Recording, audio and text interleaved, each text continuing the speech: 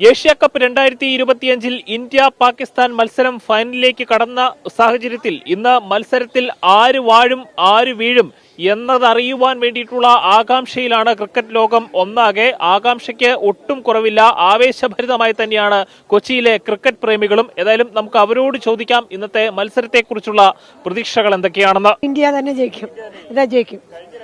കഴിഞ്ഞ 2 വർഷം ഇന്ത്യ ജയിച്ചല്ലോ, ഇനി ഫൈനൽ ജയിക്കും ഉറപ്പായിട്ട്. ഇതൊന്നും പറയാനില്ലല്ലോ. ഇന്ത്യ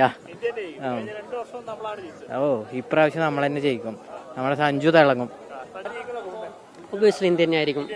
നമ്മുടെ ഹിസ്റ്ററിയൊക്കെ അത് തന്നെയാണല്ലോ പ്രൂവ് ചെയ്യുന്നത്. കഴിഞ്ഞ 10 കളിയോളം ഇന്ത്യ തന്നെ കണ്ടിന്യൂസ് ജയിച്ചു വരുന്നത്. ടീം ഇന്ത്യ ജയിക്കണം എന്നുള്ളത് തന്നെയാണ് നമ്മുടെ എല്ലാവരുടെയും ആഗ്രഹം.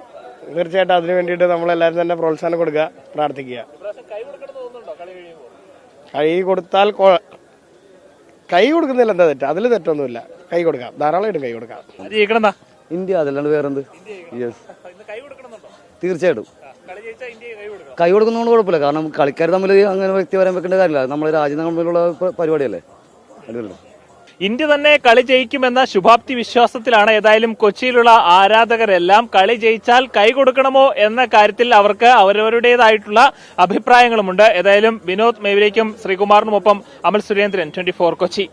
ലോകത്തെവിടെയായാലും ഏത് സമയത്തും 24 വാർത്തകളും ഓഗ്മെന്റഡ് റിയാലിറ്റി പാക്കേജുകളും എക്സ്പ്ലെയിനറുകളും വിശദമായി കാണാൻ ഞങ്ങളുടെ യൂട്യൂബ് ചാനൽ നിങ്ങൾക്ക് സബ്സ്ക്രൈബ് ചെയ്യാം.